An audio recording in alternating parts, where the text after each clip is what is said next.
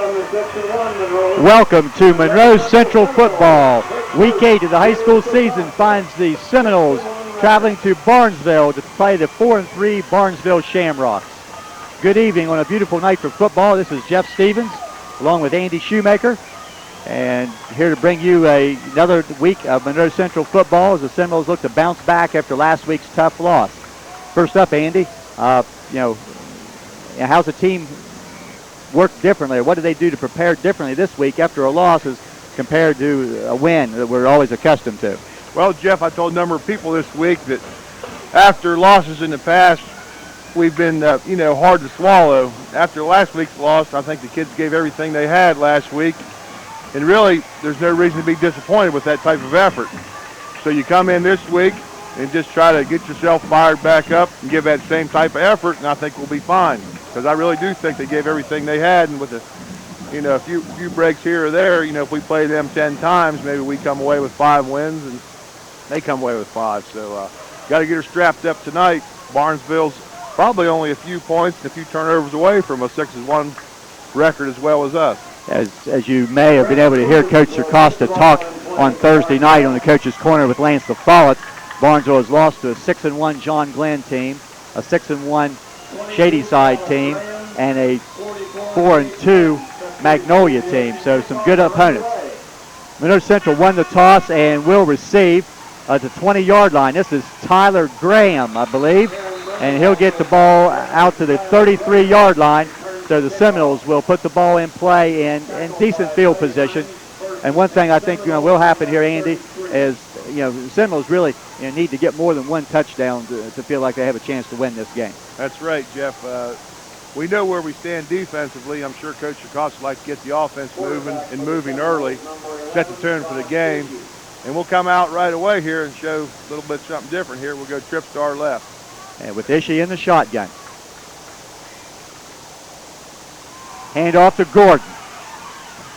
A little trap to the right. He'll pick up 5, maybe 6 yards on first down. But again, I think you like to see how Barnesville's defense is going to adjust to the spread formation. Yeah, a lot of times you try to spread the guys out and then run Big Gordon up the middle. But nice play there by number 22, Buddy Hines. Hit and wrapped, and really that's the way you got to tackle Gordon tonight.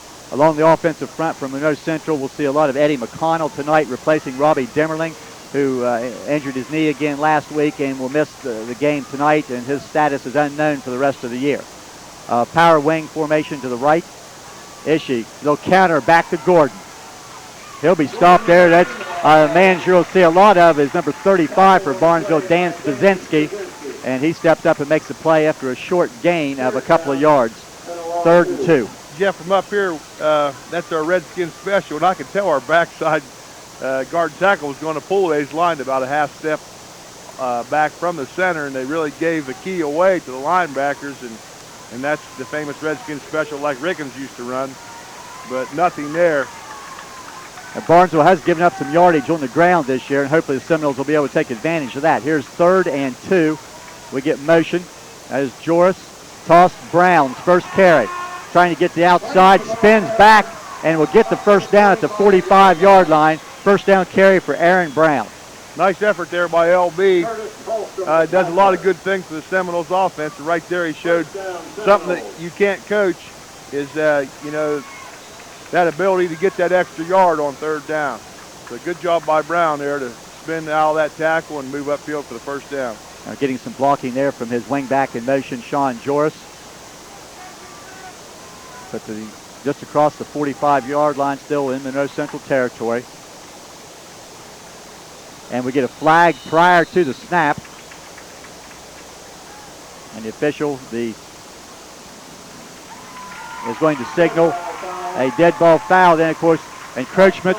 And that, again, Andy, as we've talked before, had to be somebody coming out and lining up offside. Right. 8th game of the season, Jeff. No excuse for that. The field's in excellent condition. Brings up a point last week's game by Coach Fitz the 6th. The field was so muddy, there was no lines left, and our kids couldn't get lined up on side, but there was no lines. But right there on the 45, there's no excuse not to line up on sides. We'll come back with Sean Joris in motion to the left. Ishii, they'll run the option. A little bit deep. He'll cut upfield, break a tackle, get the 5 yards back, plus maybe a yard to bring up 2nd and 9. That's something I thought we'd see a lot more of this year with Ishii's quickness and ability. But, really hadn't had to show too much of it. But early on here, Ishii made a good decision, moved upfield for about a 6-yard gain. Now, we hate to keep talking about last week, but one thing I think really stood out was the fact, a couple of penalties and a couple of turnovers, especially 2 turnovers in the second half, really hurt the Seminoles and took an opportunity away from winning that game. And a penalty here in the early going has created a 2nd down and now 9.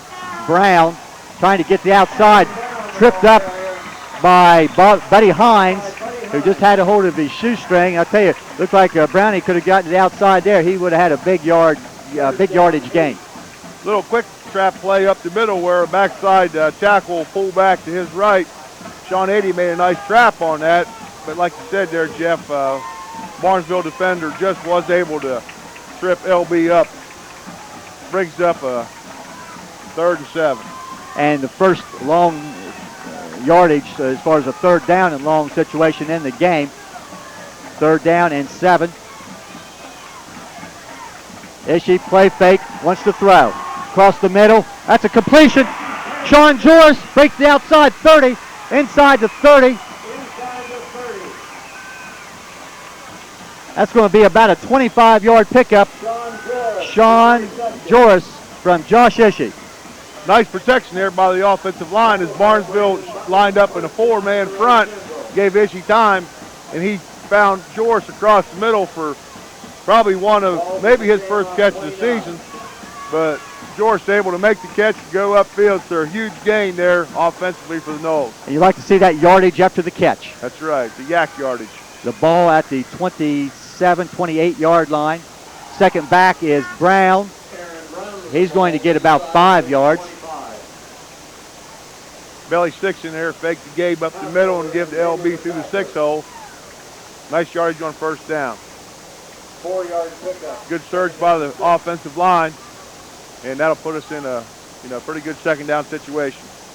Line of scrimmage now is going to be at the 23-yard line in Barnesville territory. 2nd down and let's call it 5. Initial possession of the game, Monroe Central.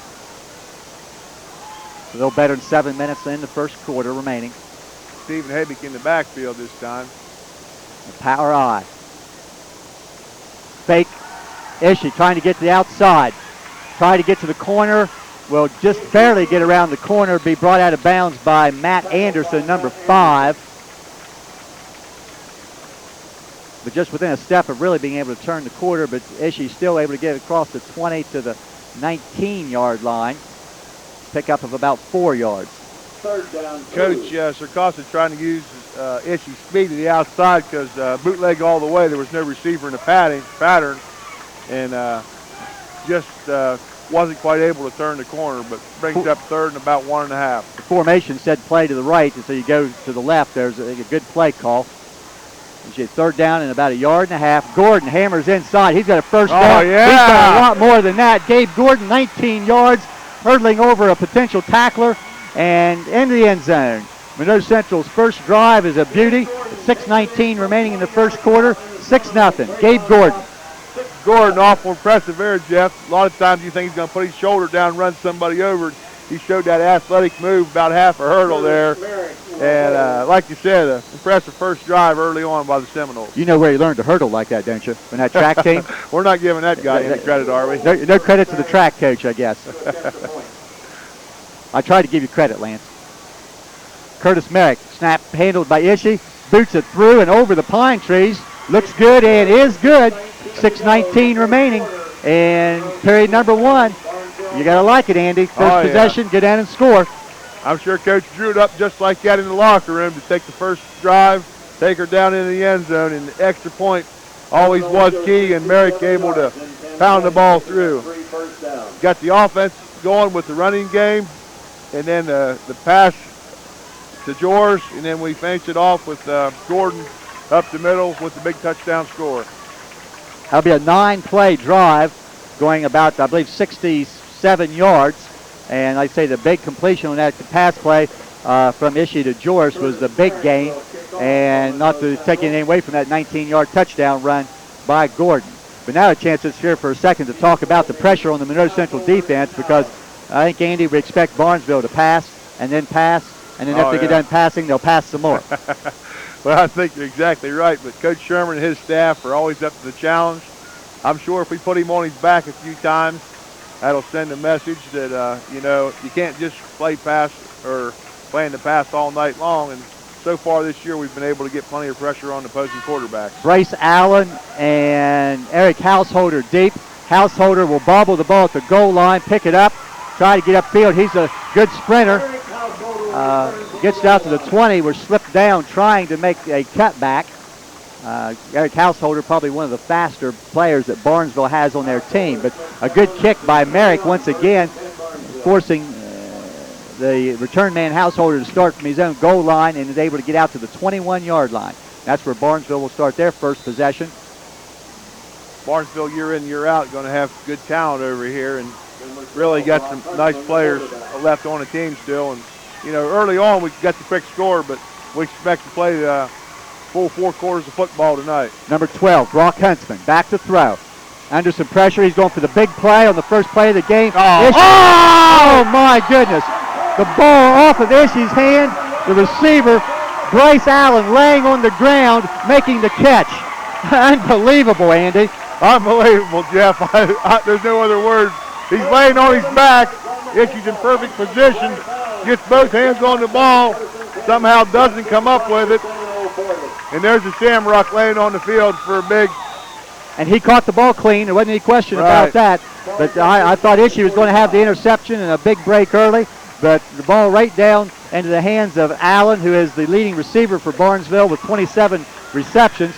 And a big play by Barnesville to start their possession. And that could be a momentum switcher there. This is Allen on a quick out. He'll be dropped at the line of scrimmage. That is Dan Miller, who read that play, got out there and made the big hit. Pick up of about a yard. Monroe Central in a 4-man front, and then they send Gabe Gordon up the middle for some pressure, and just did get it off, and then Miller right there on the stop, a completion for no gain. So good job by the Knowles defense. And I think, Andy, it really would not surprise me, depending on how the flow of the game goes, of course, to see Barnesville probably throw the ball in the neighborhood of 30 times in this game. Huntsman already has over 1,100 yards passing through the first 7 games this season. Second down and about 10. They'll run the ball on a pitch. This is Householder. A flag down behind the play. Graham and Gordon, along with Robinson and Brown, bringing the ball carrier Householder out of bounds. No gain. A chop block. It seems familiar. Yeah, I was going to say, got one to go our way this week. We'll see what the Seminoles will do. It's going to be 3rd and 10. That's a 15-yard step off, and it's hard to decline that decline a 15-yard penalty. Especially with the field position game Coach likes to play. But that chop block can be a number of things. If you're not engaged and you hit a man first below the waist, it's called a chop block, or anything out of that 3-yard zone below the waist is a chop block. So I was watching Ferguer play defensive end, and he strung it out well, and I thought I saw a hold there, but I didn't see the chop block. But we'll take the 15-yard penalty here on second down. Yeah, 2nd and 25. Now Barnesville back to their own 40-yard line. Again, they're going to send 3 receivers to the right. Get some motion. Fake to Householder. Huntsman will keep. He'll be slowed down briefly by Merrick, but he'll get a big chunk of that yardage back.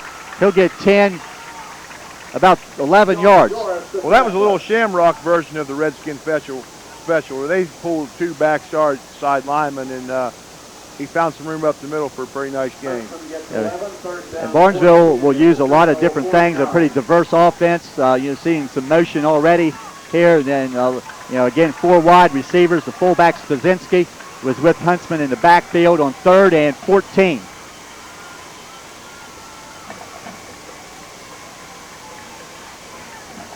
Some pressure up the middle. Quick out is going to be complete to number 80, Brandon Butler.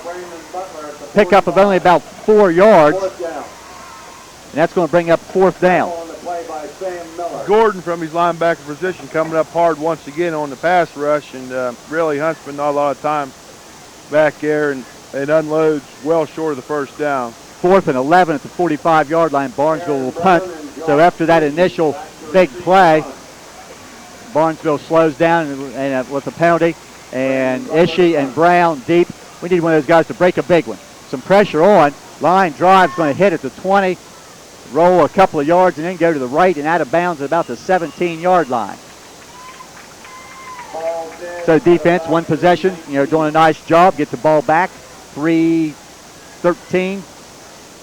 There's some light bulbs on that scoreboard. I'm not sure what that number is, Andy. Right, looks like a negative 13 or negative 313. But yeah, initially after the little bit of luck here on the first play by the Shamrocks, and then Monroe Central able to settle in, get the quarterback pressure, and then hold them, and then get the ball back. We'll start there 1st and 10 on about the 17-yard line. Robinson will go wide left. I formation in the backfield. This is Brown trying to get the outside, and somebody has a hold of his shirt. I think that's the linebacker, Spazinski, number 35. Brown may get a yard. Another trap play there inside. Monroe Central needs to do a little bit better job staying with their block. Got to play until the whistle. But Barnesville's done a fine job defensively all year. Yeah, very active from their linebacker spots. As I said, earlier in the year, they played Shadyside, who we know has a fine passing attack, and Shadyside ran the ball with some great success and gained a lot of yardage on the ground. So hopefully Monroe Central will be able to do as they did on their first possession. Same formation. Fullback Gordon breaks through, tries to bounce the outside, and will get some positive yardage across the 30, and it's going to be a first down. I tell you what, didn't look like much there initially. Gabe expected to be hit about the line of scrimmage, and then no one hit him. Then he comes stumbling out of the line there and able to pick up a nice 9 or 10 yards out of that play. Really, not Shenandoah, but Barnesville really didn't step up like I thought they should. They was waiting on Gabe to come at him, but going to have to tack if they're going to have success. And if you're a defender waiting for our backs to come at you, that could be a mistake. Right. Brown will break away from a tackler. One of their tacklers is number 55, Brad Hannis, who's one of their seniors. Brown will get 3 yards to the 35. Yeah, Brown, even though he picked up about 3.5 yards on that, he really showed a little shiftiness there as he kind of swung forward for about, like I said, 3-4 yards. Now we'll go to the wishbone set with a double tight end. Option left.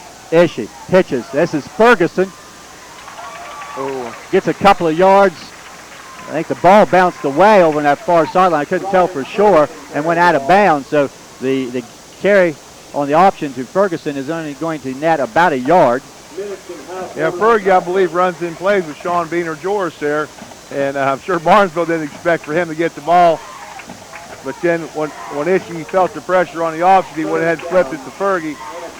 And really wasn't able to get anything. He'll bring up 3rd and 6 yards. And by reading the paper yesterday and the intelligence, I think the Barnesville's defense really seemed to be concerned with Ishii and his speed.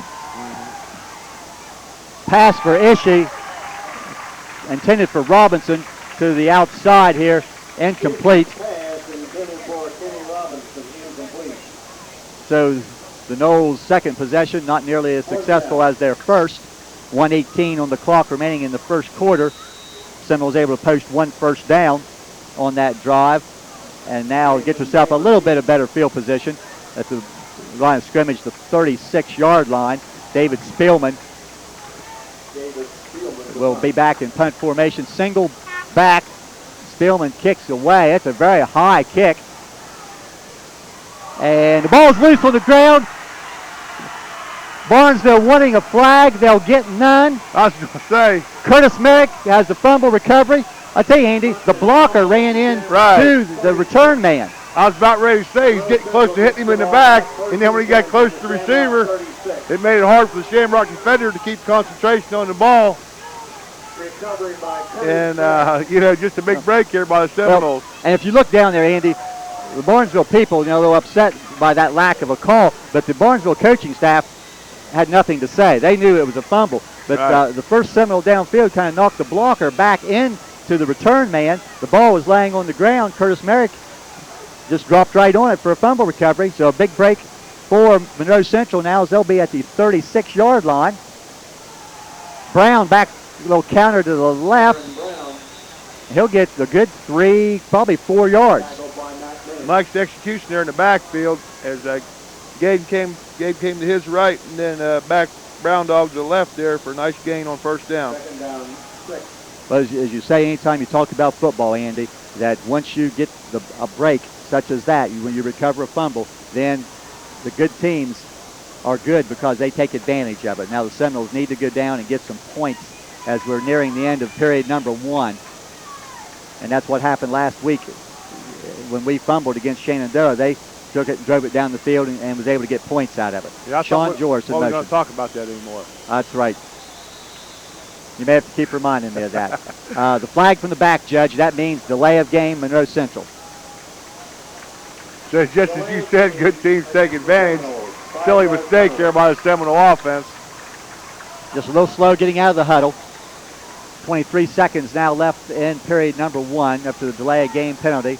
This officiating crew is a fairly veteran officiating crew out of the OVAC. The man in the white hat down there is Ken Kasserman, and he's been a head referee for quite a few years.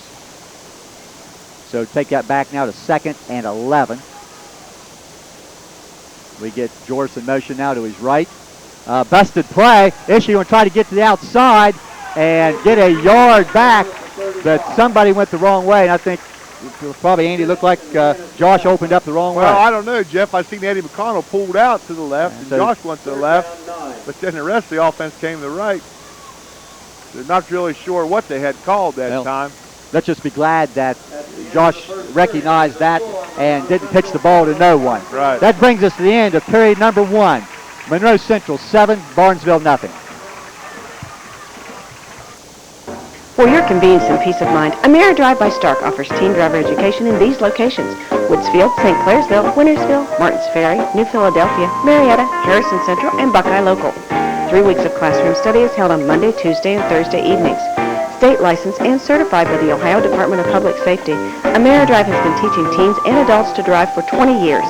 8 hours of one-on-one behind-the-wheel instruction is scheduled at convenient times. Call AmeriDrive by Stark at 1-800-YOU-DRIVE-2. Hi, I'm Bill Riesbeck. You heard me talk many times about how we offer you the best variety at the best possible price every day. And we do it with no cards, no gimmicks, no hassle. Just like you, we're working to get the most we can for the money we spend. So if these things are important to you, come home to Riesbeck's. We'll even add customer service as we continue what Grandma started over 70 years ago. Period number 2 about to get underway with Monroe Central looking at another 3rd and long. 3rd down and 9. Ball at the 35-yard line. Ishii in the shotgun. Snaps a little high. Ishii going downfield deep. And there's contact, and their flag will be down. That might be the easiest interference call they'll have to make all year, is Barnesville man just run him over there at the goal line. I tell you what, that was a nice throw, it appeared, and it looked like Robinson had a step, and the interference call may have saved the touchdown by the Barnesville defender. So that's going to come back in high school football. Pass interference is 15 yards from the line of scrimmage, but that will take the ball down to the 20-yard line. Impressive throw by Ishii there. Really stayed patient back here in the pocket, set himself, set his feet, unloaded on a post pattern, and really made a nice play. And as I said, it looked like Kenny Robinson did have a step on his man. So we may see that later.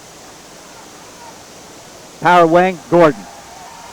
He's going to have a good 5-7 yards. Gabe Gordon. I'll say some pretty nice holes in there, by center Chris Jeffers. You also have Chad Burkhart, Sean Adey, Curtis Merrick, Eddie McConnell in there, along with the double tight ends, Dan Miller and Sam Miller, doing a pretty impressive job here in the early going, opening some holes. This still being a continuation of the drive after the Barnesville fumbled punt. Ferguson now the man in motion. Dive play, Aaron Brown. He's going to get left at about the 7-yard line. First down, Seminoles. Monroe Central offense really doing a good job of keeping the Shamrock defense guessing. Give the ball to Gordon, then pass, and then back to Brown, back to Gordon, then Itchy keep. Really seem to have the Shamrocks guessed on every down. Line of scrimmage is the 7-yard line, first down and goal. Again, the power formation, the power wing. This is usually Gordon's call.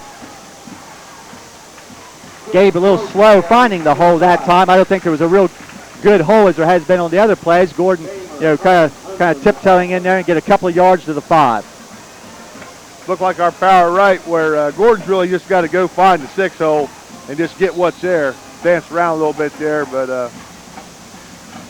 down to the 5-yard line, second down. Second down and goal from the 5. You can see just a little bit in the background of the shot there. Pretty impressive crowd down to our left here as we're in the press box looking toward this end zone. There's a little counter look as they faked it to Gordon. Ishii then pulls up inside. He's going to be down near the 1, maybe inside the 1. So hadn't seen that yet this year, Jeff, where he fakes back to Gordon and then, like you said, runs a little counter just by himself. He comes back to the left through like a 3-hole or 5-hole. But a little bit of diversity, as you say, here by Monroe Central. A lot of different looks here in the first quarter and 2 minutes into the second quarter. Third down and goal. Gordon. And he'll be in for the score. He's in for score. Saw something on the ground there. I'm about to say flag. That is the towel that dropped out of Josh Ishii's belt there. And Gabe Gordon on a 1-yard run. Seminoles now, because of the Barnesville turnover, amounts to 2 possessions and 2 scores. Just like you said, Jeff, good teams take advantage of turnovers, try to capitalize on them, and we did exactly that. Gabe Gordon's second touchdown of this game, coming with 9 minutes and 40 seconds remaining in period number 2. Curtis Merrick's kick hits the bar and comes back. No good. So 9 minutes and 40 seconds remaining before halftime. Monroe Central 13, Barnesville nothing.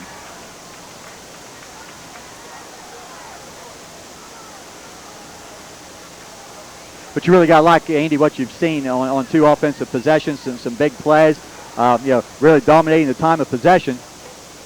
Barnesville's only had the ball for 4 plays in this game, so you're a little concerned about their passing attack and some things of that nature. Well, one good way to keep them from passing the ball is just to keep it. That's right. And get points when you keep it. Yeah, that's better than putting the quarterback on his back, because if they don't have the ball, they can't throw, like you said, and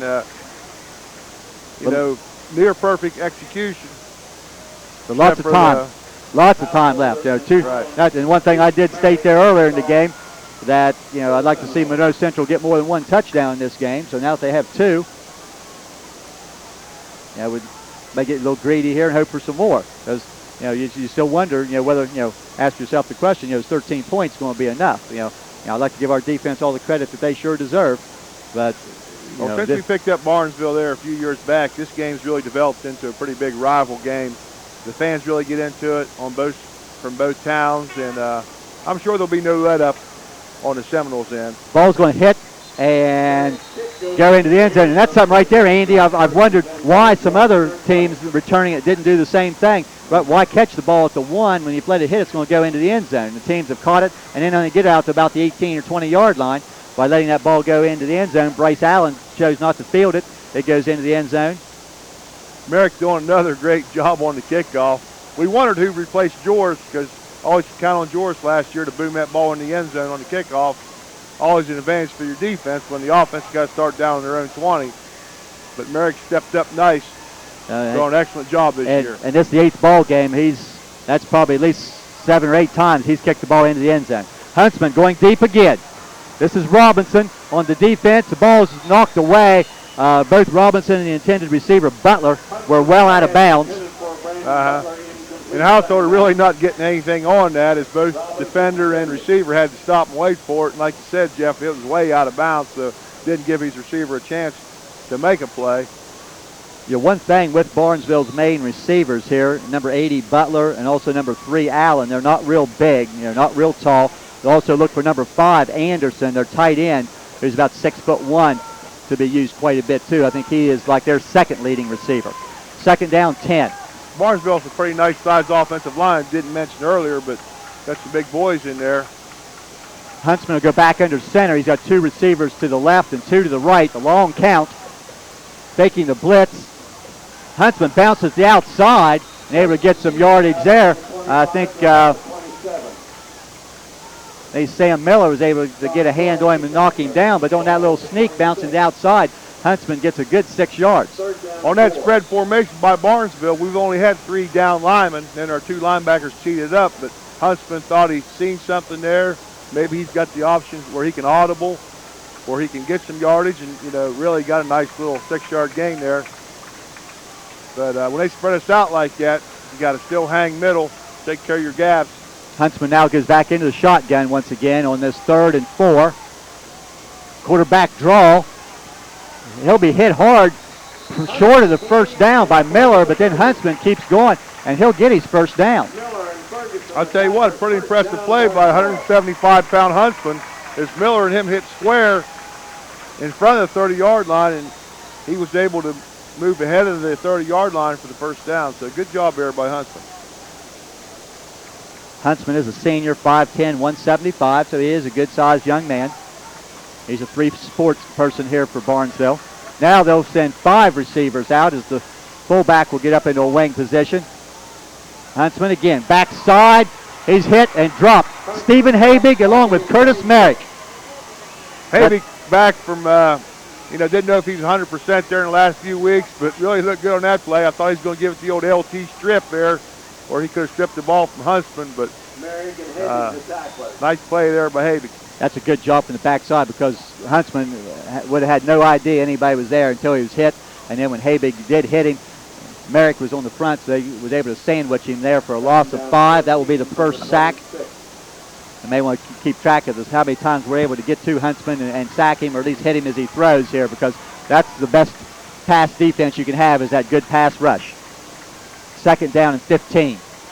Barnesville with a man in motion. They'll give the ball to their fullback. That's Spazinski. A nice gain by Spazinski of about 13 yards. Spazinski, 220-pound fullback. Over the years, Barnesville's had success running the fullback against us, and this time, once again, they was able to slip him up the middle for a big gain on second down. Going to give some credit to the Barnesville coaching staff here, Coach Alan Treherne, and also his offensive coordinator, Sean McCrate, for recognizing that Monroe Central is going into a passing defense there and only rushing 3 or 4 people and getting part of that yardage back. So good call. Huntsman now is going to try to keep. He's going to bounce the outside, showing some good speed. He'll have another first down.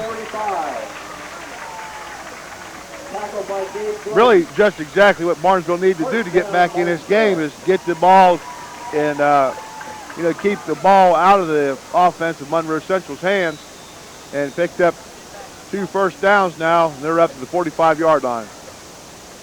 Maybe crossing things up a little bit, joining with a little bit more run than what we thought, and especially by their quarterback, Huntsman. But I'll tell you what, Andy, if you're asking your quarterback to stand back there and take hits as he throws and also to run a lot, over 4 quarters, that's going to take a bit of a toll on him. First and 10, Barnesville at their 45. Motion penalty. This is going to come back. Householder is going to have 5 or 6 yards, but the side judge across the way in front of the Monroe Central bench throwing his flag right at the snap, and this will be a penalty on the offense. And it is an illegal procedure on Barnesville, so that'll cost Barnesville the yardage on the play, and you're back in 5 yards to bring up first and 15. Not sure, Jeff, they had enough men on the line of scrimmage, as they've had some wings and some split ends. And you got to have 7 men on the line of scrimmage, and that might have been the call there. Yeah, and again, I did not see somebody move. And again, from here, we don't always see that, but I think that is a good possibility that they had somebody that was supposed to be on the line that was not there. So Barnesville, they've been assessed 3 penalties for 35 yards here in this first half. They, again, will send a wide receiver in motion. Fake Huntsman rolling out under some pressure. He's hit hard. A good catch by Allen. And he took a heck of a hit also from Merrick. Yeah, he was able to hang in there and throw that out. Pretty nice toss out to number 3, Allen, like you said. Allen down on the ground and made a nice play. Ishii right there on the coverage, but Huntsman threw the ball where no one else was going to get it. They took an excellent catch. It's a good execution by the Shamrock offense. You know, and some Barnesville fans down below, you might be able to hear them a little bit. They're not real happy with the spot, but you know, Allen come back, and I'll be honest with you, he may look like he may have been a half a yard or more up where he got to the spot, but nonetheless, second down and short. Bamer, his first carry, number 47. We see Ferguson and 80 on the play, just shy of the 45-yard line. Yeah, he made a nice play there, fighting off his blocker and really wrapping up the ball carrier. But third down now and about 1.5 yards for Barnesville. We're less than 5 minutes remaining in the first half, 13-0 Monroe Central. And this has been a pretty nice possession by Barnesville as they've moved the ball pretty steady down the field. They've taken quite a bit of time off the clock here, but they're still a long way from the end zone. They got a slot to the right. Huntsman under center. He's going to go to Bamer. I tell you, he ran right into Sean 80, and he's short of the first down. I tell you what, just at the start of this possession, Barnesville really has spread out, and then they packed us back in again, has some success there, and that time right there, we finally stopped them up the middle. So expect anything here on 4th down and 1. And down 13-0. I think there's not much question with a couple yards to go. 4th and 2. Barnesville is going to go for it. Again, you know, they spot the ball there. Bamer probably actually lost a half a yard on that play. And they'll spread us out again here on 4th down. Huntsman's going to try for it himself. He'll break a tackle and get that first down. Good athlete there at Huntsman, and really made a lot of that on his own. That's a couple of quarterback sneaks that Huntsman has run and had about 5 yards on them. About 4 yards on that one. You know, but it does give Barnesville a first down now at the 42-yard line. Clock back running now if they move the sticks. Barnesville's 4th first down, I believe, of the game, and at least their 3rd on this possession. But they're going to have to go downfield, or else time is going to become a factor on what has been a pretty quick-moving first half. This is a reverse coming. Here, Anderson wants to throw the ball deep downfield. It's underthrown. Joe Fishy out of his hands again. That would look familiar, Andy. I'll tell you what. Ishii he didn't recognize the reverse at first, and then he turned around and sprinted, which is the best way to catch up on your beat. And after he turned around and sprinted, he was right there for the catch. And like you said, it looked familiar where he had both hands on the ball and didn't come up with it. It about bounced back in the Shamrock receiver's hands. This time, Barnesville not so lucky. If you weren't with us for the first Barnesville play of the game, Ishii had his hands on the ball from his defensive back position, and the Barnesville receiver caught the ball while laying on his back. And that one off of Ishii's hands again. But, you know, a pretty nice call by Barnesville. Not real well thrown. Huntsman, high snap. They want to break another tackle. I'll tell you what, Andy, we need to tackle this quarterback. Oh, he's got that good leg drive. He's not going down by first contact. So you got to hit the guy like that and wrap him up. 5-yard pickup on the quarterback draw. The timing of that could have been disrupted just a bit with a high snap. But Huntsman, you know, again, breaking some tackles there and turning what looked like maybe a yard or two gain into a 5-yard pickup. 3rd down and 5, 2:40 remaining before halftime.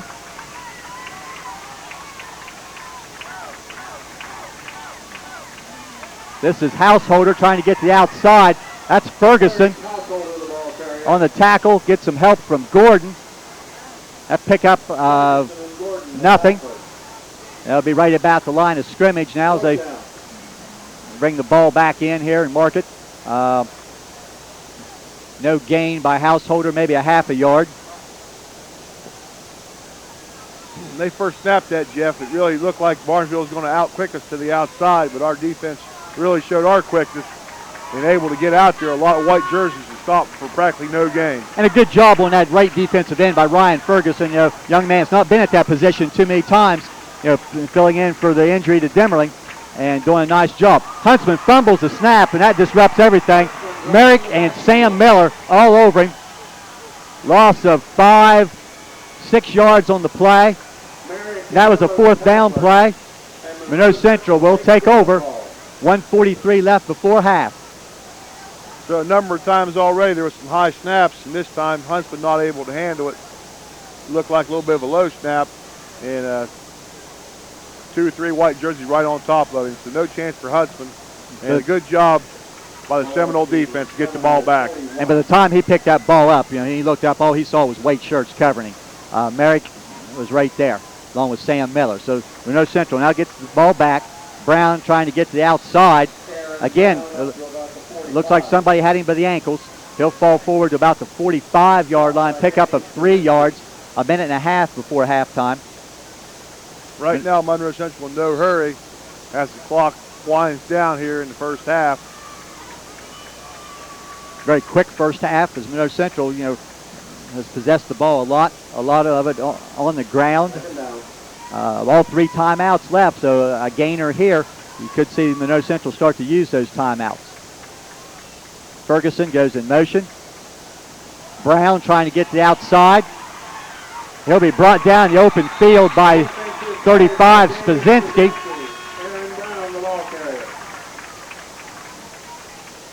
No gain on the play. Clock running now inside a minute. And with that, I think, Andy, Coach Acosta probably will be content just to take this to halftime with a 13-0 lead. Right, a little surprised Barnesville's not calling a timeout. If we're not able to get the first down here, at least I'd think they'd force us to punt and put the punt block on, but Monroe Central will spread her out here on offense on 3rd down. Ishii wants to throw. Now he's going to run. Running room to the outside. Gets the corner. 1st down. Josh Ishii tackled by Brandon Butler. Stop the clock to move the chains. I'm not sure if he was able to get out of bounds or not. Pickup of about 8 yards. So Ishii, I thought for a second there he might get the corner as the white jerseys turned into blockers once he decided to run. He really did a nice job sealing off to the inside. Ishii was out of bounds. The clock was not going to start, but with 3 timeouts left and only 15 seconds on the clock, Coach Acosta will use one of his 3 timeouts here and, you know, try to take a couple plays downfield. With 15 seconds, you can get 2, if not 3 plays off.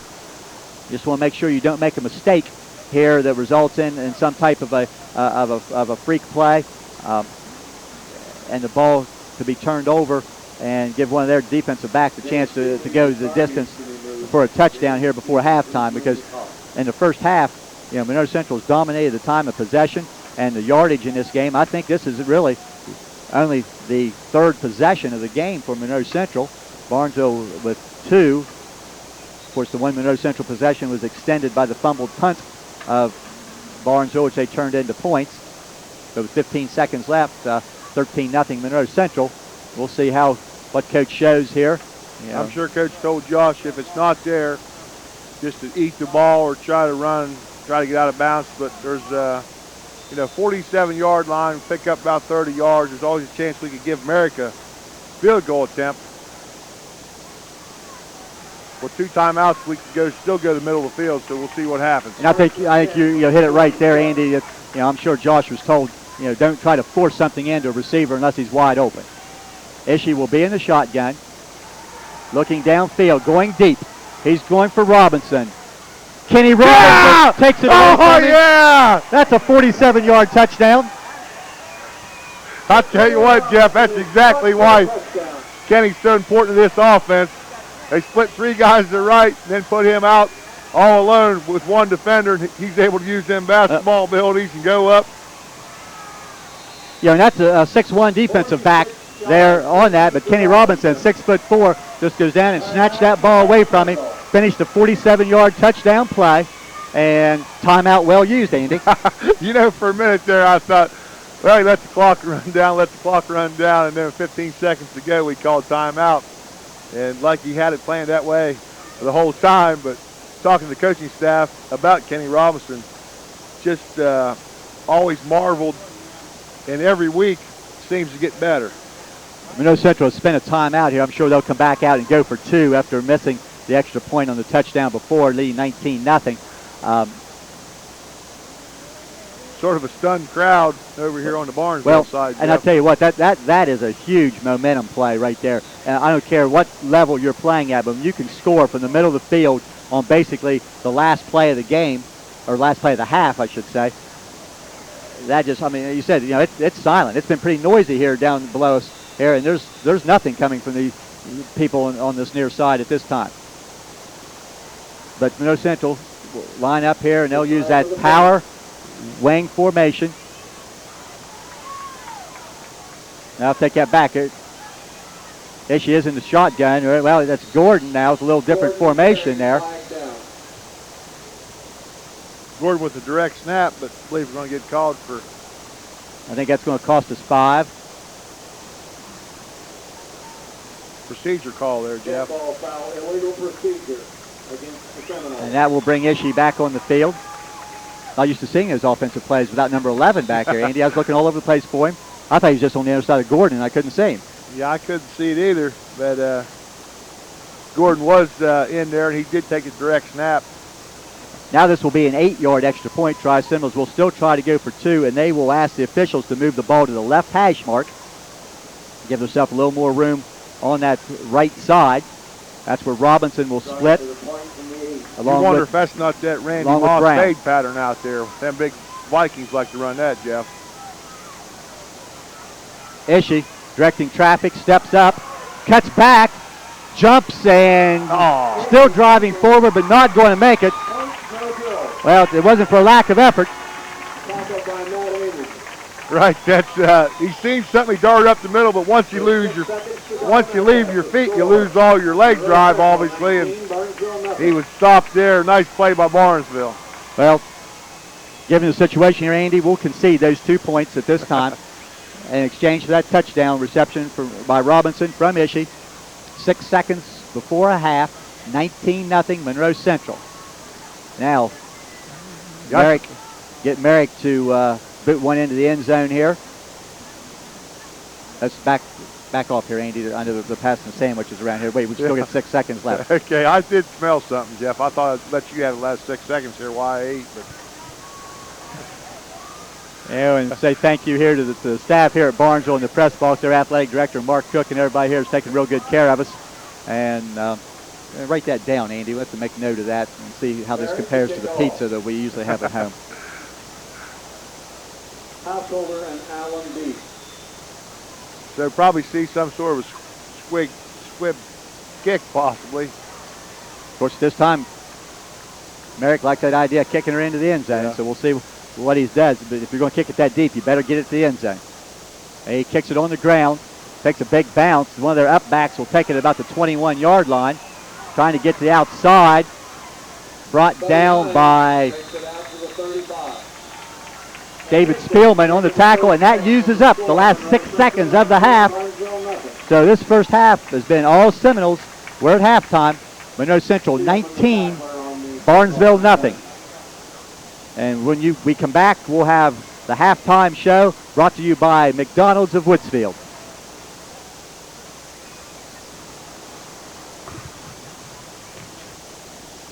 Since 1887, folks have trusted Woodsfield Savings Bank with their financial needs.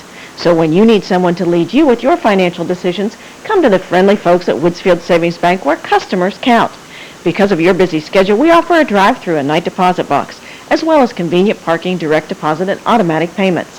The folks at Woodsfield Savings Bank truly believe that making an investment in our kids brings the biggest return to our community. Go Noles! No matter what the weather is, you can work out year-round at Transforming Physiques.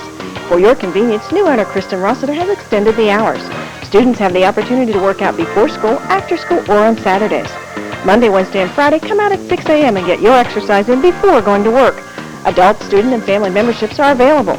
They now have 2 tanning beds and stock the best of tanning supplies. Stop out to see a large variety of sports drinks, diet bars, supplements, vitamins, and sports attire. Now is the time to start transforming your physique. I'm not buying till I check Doan Ford. When it comes to the regular maintenance of your Ford, Lincoln, or Mercury, come to the service department at Doan Ford. From oil changes and brake work to alignments and major repairs, the service department at Doan's has state-of-the-art equipment and factory-trained technicians to keep you on the road. And for all types of body work, remember, Doan Ford's Collision Center is a direct repair shop for all major insurance companies. I'm not buying till I check Doan Ford. McDonald's of Woodsfield is not just great food and lots of fun, it's a vital part of our community. Perla and Dell strongly believe in supporting our kids, both in school and in extracurricular activities. That's why McDonald's is proud to be the exclusive halftime sponsor for the Monroe Central Seminoles. They're happy to support our players, our cheerleaders, and our band. After the game, celebrate at McDonald's of Woodsfield, where we love to make you smile.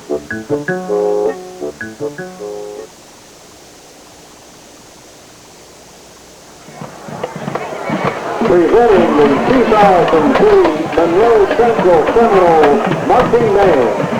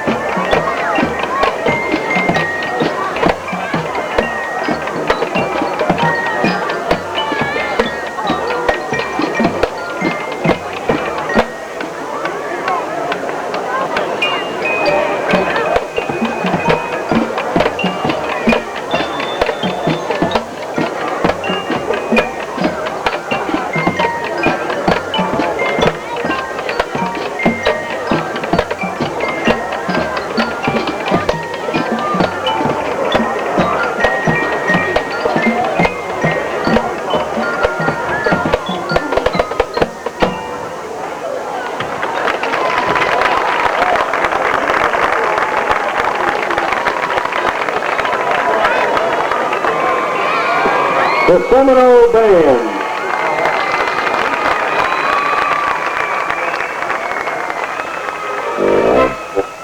McDonald's of Woodsfield is not just great food and lots of fun, it's a vital part of our community. Perla and Dell strongly believe in supporting our kids, both in school and in extracurricular activities. That's why McDonald's is proud to be the exclusive halftime sponsor for the Monroe Central Seminoles. They're happy to support our players, our cheerleaders, and our band. After the game, celebrate at McDonald's of Woodsfield, where we love to make you smile.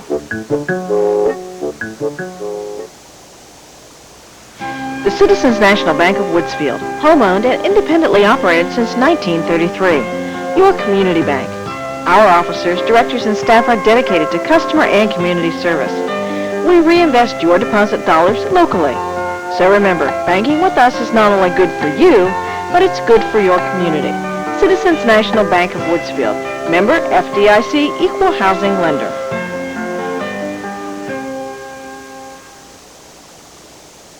For over 100 years, Bauer Turner Furniture has been serving our community with quality furniture and bedding.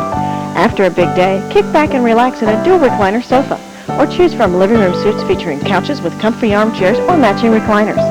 Then pick the perfect coffee table and tables and lamp to suit your personality. Of course, they stock bedroom furniture to please the country, traditional, or contemporary decorator. Kitchen tables and chairs, hutches, entertainment centers, and more can be delivered to your home this week. So stop by Bauer Turner Furniture today.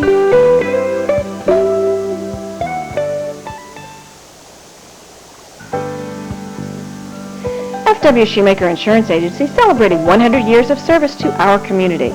FW Shoemaker is an independent agency representing many reputable companies for all of your insurance needs. Only the most professional agencies represent Westfield Insurance.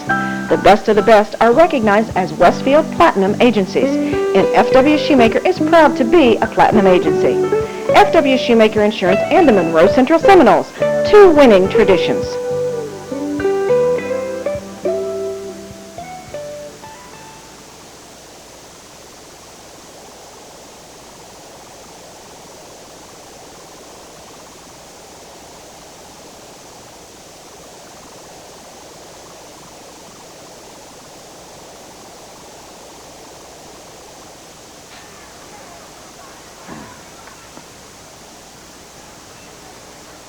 Okay, we're back now for the second half of action. Monroe Central dominating that first half to the tune of 19-0, 3 touchdowns.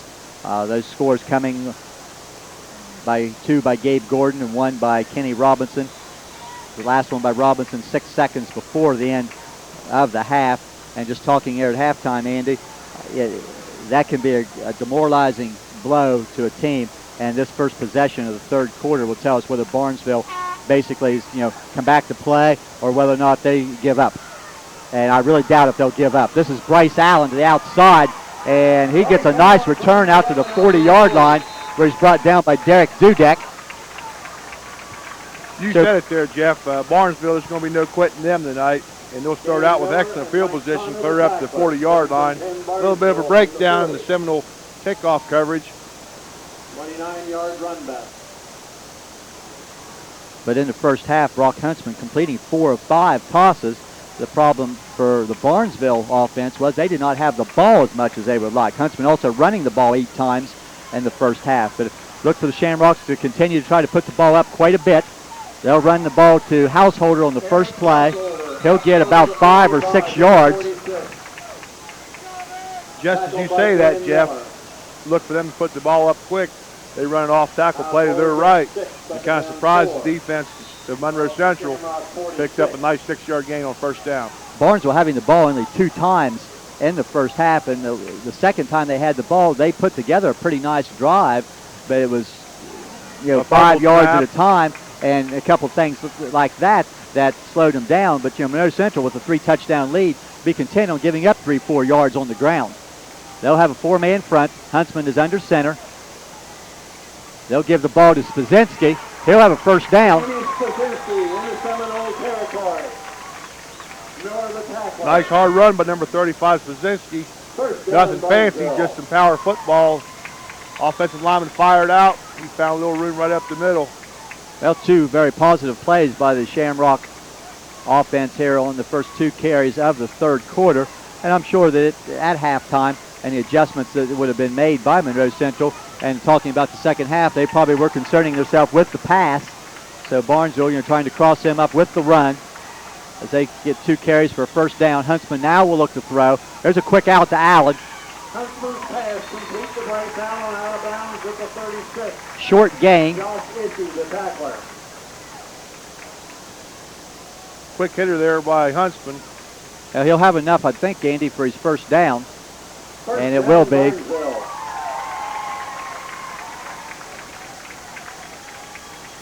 Bryce Allen, one of the leading receivers in the OVAC here in the early going with his 4th catch of the night. Just a quick out, and he stepped away from a tackler. So Barnesville with 3 big plays. So it looks like they've come out the second half.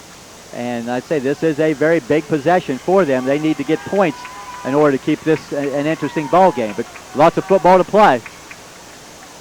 Huntsman under some pressure, trying to get to the outside. Gives the ball a short toss to his running back, Householder. He's inside the 30. He's going to be about the 28-yard line. Really, the key to that play, Jeff, was our defensive end came charging inside, lost contained, then Householder able to find some room as he rolled to his right and find an open Householder. The defensive end's got to maintain outside and work from the outside in, contain that quarterback. But second down and 2. Barnesville now to the Seminole 28-yard line. Huntsman on that sneak tries to fall forward. This time I don't think he made as much there. He's going to be short of the first down, Andy. That may have been an adjustment that was made by Coach Acosta and defensive line coach Coach Singleton. Yeah, he picked up entirely too much the first half, just on a few quarterback sneaks where he kept his legs driving, and I'm sure they addressed that there at halftime, and that time they was able to stop him for hardly no gain. Give Huntsman a short gain on the play, 3rd down and a yard, and the Shamrocks obviously with 2 more opportunities to get the 1.5 yards that they need. They'll send the man in motion, try to run the sneak again, and nothing doing. He runs right into the Seminoles. That is Curtis Merrick, who has played an outstanding game on the defensive line. Yeah, he held his gap, he played the gap, and Householder ran right into him, and he hit him low, and he wrapped his legs up, and Huntsman was done from there. Nice effort there by Merrick. Maybe a 1/2 yard gained at best on the play. The ball just shy of the 26-yard line, 4th down and a yard. They need almost to the 25 for the first down. See, they got a lineman in the backfield lined up next to Spazinski and Householder. Householder follows that big lineman. That is Brad Hannis, the 55, one of their offensive linemen who was a fullback last year. And he gets 4 yards and another Barnesville first down.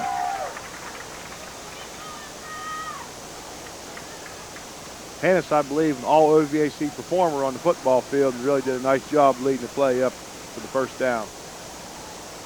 But again, Barnesville coming out with a very positive opening drive. Seminole defense needs to step up here and make the plays that they have made all year and keep the Shamrocks out of the end zone. Fake toss. Huntsman wants to throw. He's got a lot of Gabe Gordon wrapped all around him and goes down. That'll be a sack all the way back to the 30-yard line. They'll put him down at the 31. A lot of misdirection in the backfield by the Green, but didn't fool anybody on the white side of the field, and Gordon all over that one. That is the 2nd sack of the game by the Seminole defense. 2nd down now, and let's call it 18. Ball back at the 31-yard line. But that's hopefully the big play that the defense needed to change this possession.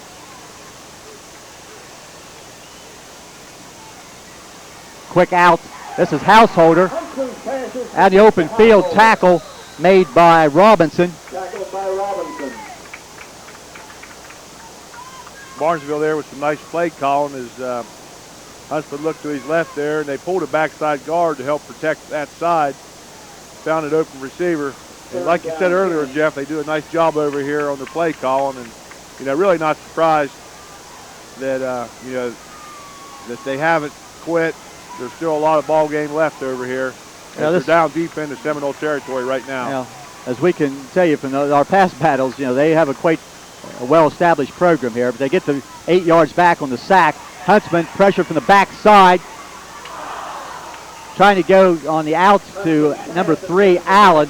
Let's tell you, Huntsman took quite a shot, and I'm not sure who. You have Ferguson, Dan Miller, and Merrick all right there that was bearing down on Huntsman from the backside. Not only that, those 3 linemen were on a full sprint to his back, and I'm really not sure what the backside linemen, they got to at least get a piece of them, but he took a pretty good shot there. 4th and 10. You remember last year's game that Huntsman came in with quite impressive statistics through the first 7 games, and Monroe Central's defense really caused him a lot of problems a year ago. Again, a little high snap. Huntsman steps up, going across the middle, knocked down, incomplete. That's Sam Miller making the play, and the Seminole defense does, in fact, Andy, step up and make the play because that was 4th down.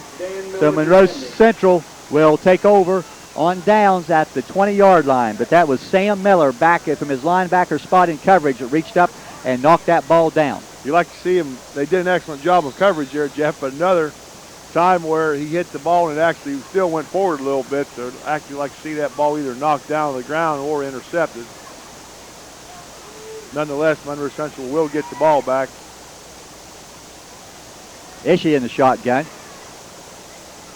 He'll run the keeper behind his pulling guard. Now break to the outside and try to get farther to the outside, but that's a lot of running, but not much yardage. Right. Like you said, Jeff, if he just would have followed his pulling guard, he might have had a little bit more room to this side of the field, but he didn't and tried to go back across the field there and was only able to pick up 2 yards.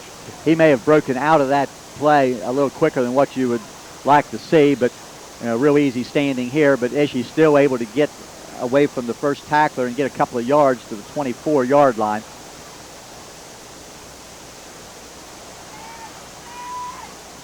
Again, we'll go to a slot. Ferguson once again in motion. Gordon, he's hit right at the line of scrimmage. That's the linebacker, Spazinski, 35, basically untouched into the Seminole backfield, and he's been able to make several plays in the backfield. Yeah, nice job in there by the inside linebacker. The white jersey's not getting anything at all of push on the line of scrimmage, and Green right there to make the play. 3rd down and 8 with the ball at the 24-yard line. We have moved past 6 minutes on the time remaining in period number 3. We're still at the same place we were at halftime, 19-0 Monroe Central. Ishii tries to throw. He's going deep. Robinson again, this time intercepted. This is number 5, Anderson. Tries to get up the sideline. He'll be brought down by the Seminoles. Chris Jeffers, one of the tacklers, along with Joris. But the first turnover from Monroe Central is an interception by Anderson and a pretty decent return. I initially was going to say, Andy, that would serve basically the same purpose as a punt, but Barnesville defender was able to turn up and get a nice return back to the 35-yard line. He really did a nice job there on coverage. This time was able to come down with the interception, and like you said, nice return on the play. I think on that play right before halftime, he jumped up to try to make that play and didn't make it, and Robinson took the ball away from him. Very similar play. This time, the defensive back wins. Option toss, Householder to the outside. Clip! No flag, but Ryan Ferguson gets through that potential clip and makes the tackle. I played a little referee from up here, Jeff. I thought he clipped him. Householder's going to get 5 yards. But as we look from up here, a lot of green jerseys out to the left side. It really caved the Seminole defense back in. And really surprised he didn't get more on that play. Well, and Ferguson was able to get away from that blocker and make the play. And it is a 5-yard pickup, but it could have been a bigger play than that. 4-man front again for Monroe Central. Huntsman wants to run. He's going to get some yardage near a first down. Close to the 25. Tyler Graham among the tacklers. We'll see where they mark him. Just shy of the 25. He's going to be just short, 3rd down. Another nice job by the Barnesville play calling is they're patient. They realize they can't get it all back in one play, so they see some things and they're going to take advantage of them. They're just going to try to be patient here as they're down deep inside Monroe Central territory once again. But I tell you, you're asking your quarterback to take a lot of blows running the football. He's getting hit passing the football, and he's also at an outside linebacker spot on the defense. They give it to their fullback. I believe that is Spazinski. And now it may be Hannes, the lineman who lines up in the backfield. He'll get forward for about a yard. No signals from the official as of yet, and it is now signaled first down.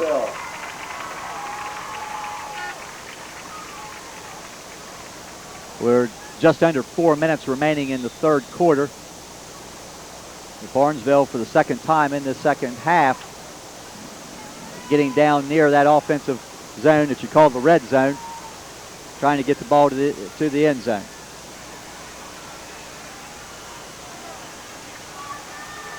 First and 10. Ball at the 24-yard line.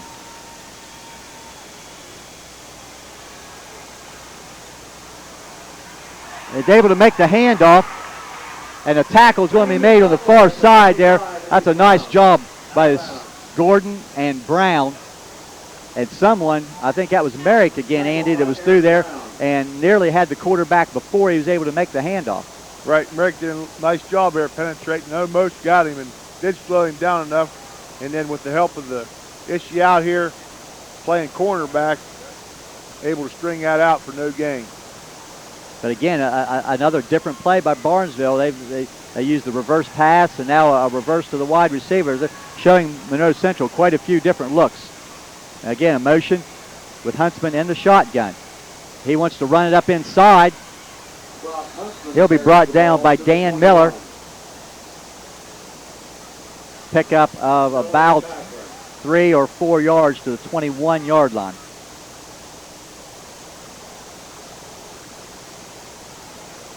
Barnesville there just lined up in shotgun and letting Huntsman just pick a hole and just see what he can get there. It's going to be 3rd and 7, and once again, Barnesville will be in position to have 2 plays to get the needed 7 yards.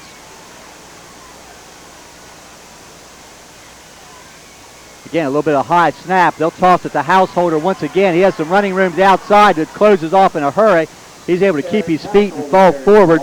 He's short of the first down as he's out of bounds. I think Gordon and Brown were once again over there. They'll put him down to about the 17-yard line. They'll need a good 3 yards. And on 4th and 3, Barnesville will spend one of their timeouts as they need this in order to keep the possession. Well, something I failed to mention during the first half of play, Andy, I wanted to make note of was a congratulations to the Monroe Central Lady Seminoles volleyball team. And on this, if you're watching us on this Saturday morning, as we speak, Monroe Central is in action in the OVAC tournament at Union Local High School against Buckeye Trail. Seminoles went 18-1 during the regular season, and playing on this Saturday at Union Local, they play Buckeye Trail. And if they should defeat Buckeye Trail as they did earlier in the year, they would play the winner of Wellsville Shenandoah for the OVAC championship. And then next week on Thursday night, the Lady Knowles will play in the sectional tournament at Meadowbrook High School at 6 o'clock against Union Local. So please get out and support these young ladies. You see them, congratulate them on the great job that they have done this year, 18-1. And I'm quite certain that is a school record of wins by Monroe Central. You would have to go back into some of the, real good Skyview teams coached by Adrian Burkhart to find a team that may have won this many games. So a great job by the Lady Knowles and the coaching staff and Coach Troy Baker. 4th and 3.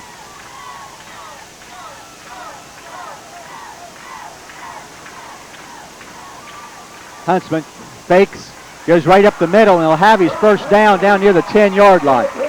Just about ready to say, Jeff, look for that once again as they spread us out a little bit.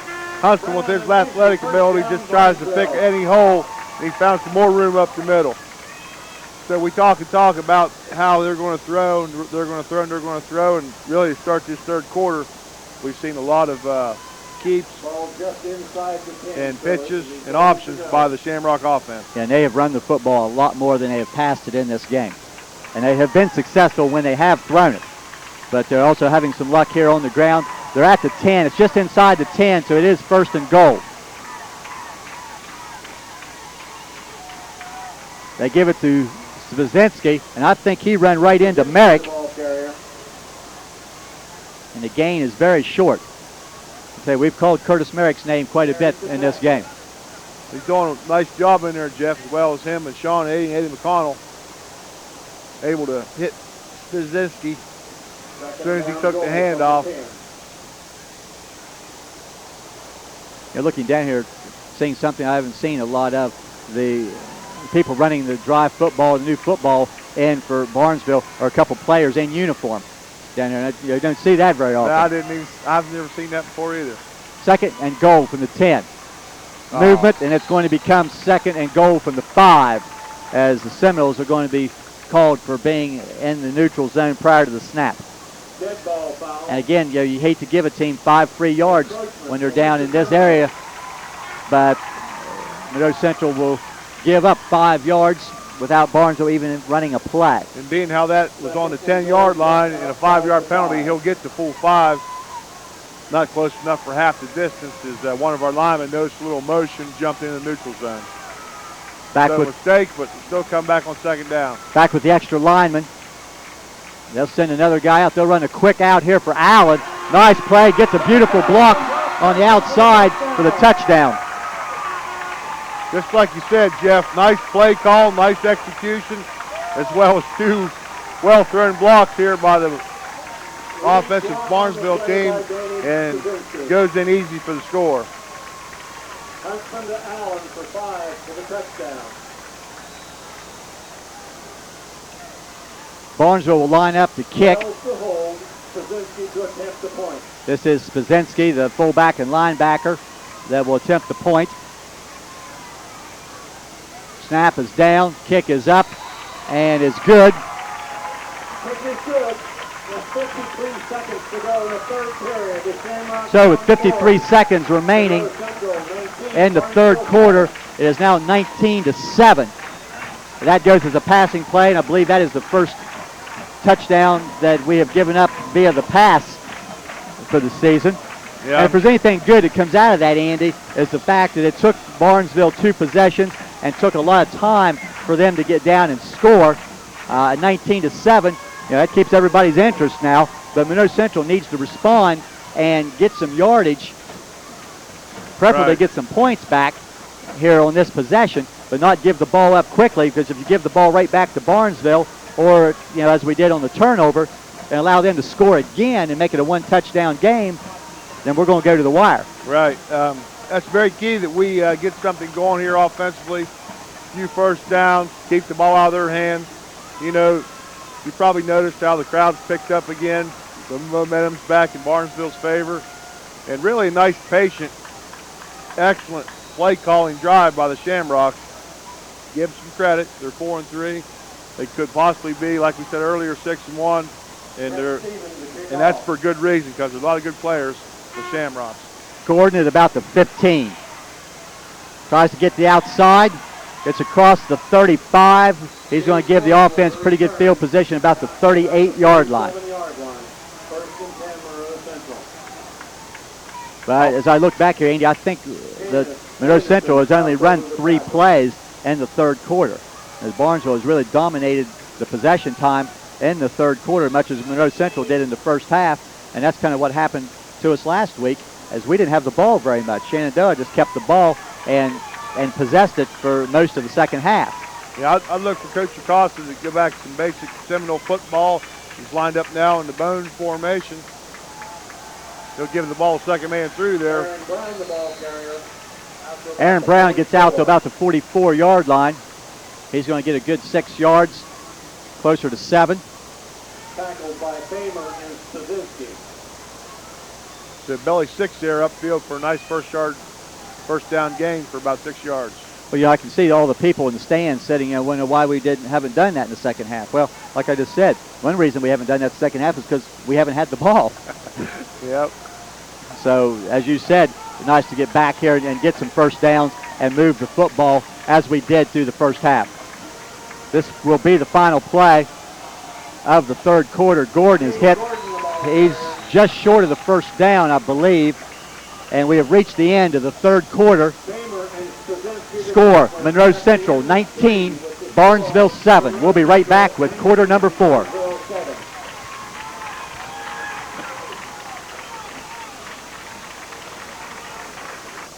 New name, same great service. Ormet Credit Union is now Ohio Valley Community Credit Union. Visit us in our new facility in Hannibal, built with more convenient parking and easier drive-through.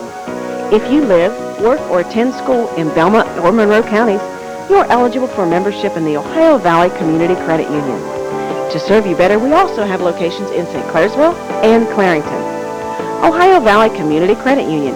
Community is our middle name. From a deck to a complete house, Woodsfield True Value has the lumber and building materials for contractors or do-it-yourselfers. Before you go out of town, bring your plans into Troy and Mike for a free estimate. We think you'll be pleasantly surprised. Delivery is available for your project materials too. From lumber and siding to shingles, windows, insulation, and cabinets, Woodsfield True Value is your source for building materials and building packages.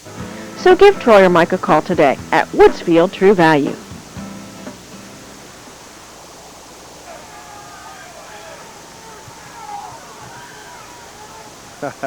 We're back for period number 4, and I tell you what, Andy, I think we just gained a half a yard during the intermission. Yeah, I was surprised myself. And Shamrock coaches on the field still complaining about the call, but nonetheless, they'll start out the fourth quarter, 1st and 10 on the 48-yard line. I thought we looked short, but obviously the officials are a lot closer than we are. 1st and 10, Monroe Central starting period number 4. Issue trying to get the outside. We'll get a flag down, and this is going to cost Monroe Central some yardage.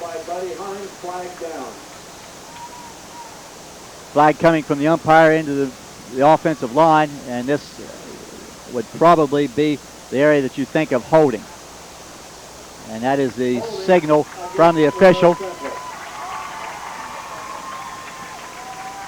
Number 51, Matt Mimick, able to read that play from the beginning and really disrupted things from the beginning. I didn't see where the hold was, but Mimick did a nice job in there early to stretch things out. I know the flag came down behind the play, and you really hate to see someone that's completely out of the play get called for holding. But 1st and 20 now. Double tight dive play. Brown. Not much. Not much there, and Barnesville crowd's starting to sense a little bit of, like we said, the momentum back after that score, and after a short gain on 1st down brings up a long 2nd down. Monroe Central might look for them to go to the air, possibly a screen, try to pick about half this up. It is 2nd down and 20.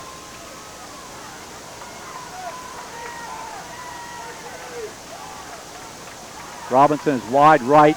Ishii looking that way. Really threw the ball to the outside, and that's where the ball really needed to be thrown because the defender down here, number 80, Brandon Butler, was in pretty good position against Robinson. And if that ball's thrown too much to the other side, there's a chance for the defensive back to step up there and make the interception. And if he makes the interception there, he's probably going to be able to go to the end zone. So that's probably just as well that Ishii threw that ball wide as he did. But that does stop the clock. 11 minutes, 10 seconds remaining in the game. 3rd down and 20. We'll see what happens here. We'll see if it might be that screen now, Andy, to try to pick up some yardage. Try to work on field position. 3 receivers to the right. Ishii shotgun. He's going to go downfield. Cuts up the inside. We'll get another flag. That's going to be a hold behind the play. Ishii fumbles the football. No signal yet from an official. There is a flag on the play, and Barnesville has recovered the football.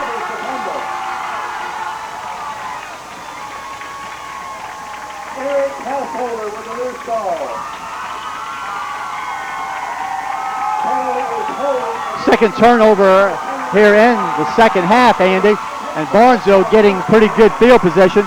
The penalty was on Monroe Central, so obviously that's going to be declined. An illegal use of the hands or an illegal block. And there's this. So now the Shamrocks trailing 19-7. After turnover-free football in the first half, Jeff, we turned the ball over twice here on consecutive series. 2 turnovers plus a couple of penalties. So then a lot of pressure on this defense as they'll send 2 receivers way wide to the left. Huntsman will hand off to his fullback, Pazinski. Looked like Sean 80, one of the tacklers. Pickup of 1, second down 9. Nice job in there by 80. Like I keep saying, Jeff, Barnesville in no hurry. Still plenty of time left. Kind of keeps us off balance like that whenever they mix that run in with the pass, especially when we thought they was going to pass all night. Quarterback Huntsman is in the shotgun. Looking downfield. Almost a catch. He was going for Matt Anderson. He juggled it around. Then Aaron Brown, it looked like, made a hit on Anderson to knock the ball loose. Really a nice strike by Huntsman. Hit him right on stride. Barnesville receiver just not able to come up with it. That's something we've seen Barnesville do a lot in the past, where they run that crossing pattern with their tight end. A lot of fine athletes on this squad. They look to the left and then bring him back to the right, and that's really the first time I've seen them try to do that tonight. And it looked to be there, but it is juggled, and Aaron Brown able to make the hit to separate him from the football. 3rd down 9. Some pressure. Huntsman steps up, across the middle. He's a man wide open. That's number 5, Anderson. That's going to be about 20 yards and a first down.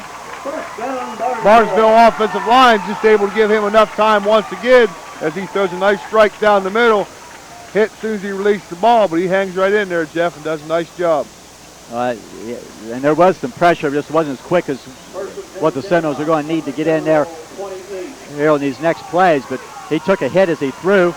But as you said, he stood in there real big and found his receiver. And if you give a quarterback that much time to throw, he's usually going to find somebody, especially a quarterback this good. They're going to try to go wide to Householder. He'll step away from one tackle. Householder to the 26. Aaron Brown, the I think maybe Brown made the shoestring tackle there at the 26, 27-yard line. Guess she come up hard, wasn't able to bring him down.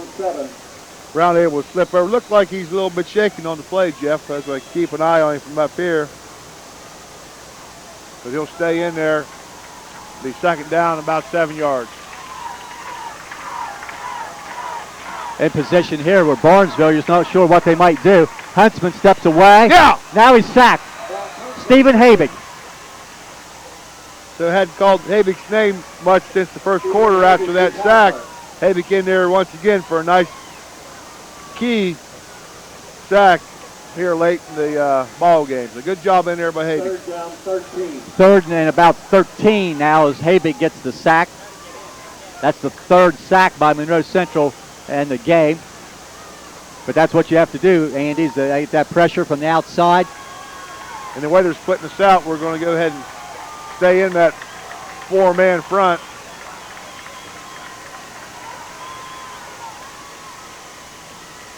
Once again, Barnesville, man in motion. Huntsman shows pass, tucks it under. Fumbles the football. Still on the ground. I think Barnesville able to get it back. And what that may have done, Andy, it may have cost them the first down. Barnesville does get the ball back. Number 51, Matt Minich, falls on the football at the 20-yard line.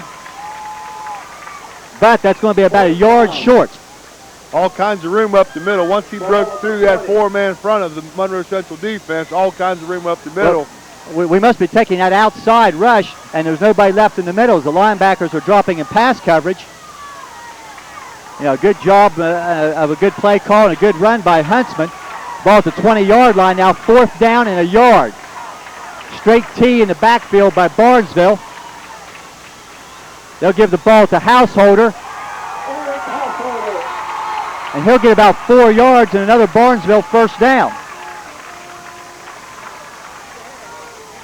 Down to the 16-yard line.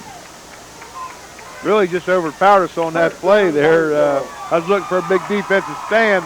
He made that first down easy. Ball at the 16.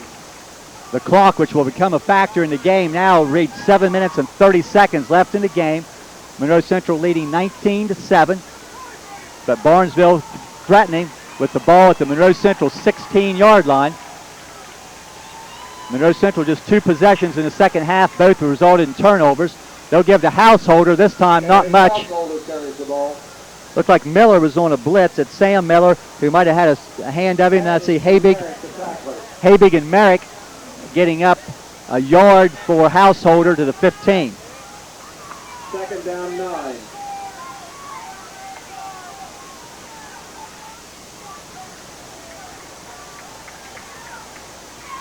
Real pressure on the Seminole defense here to make another play. Second and 9.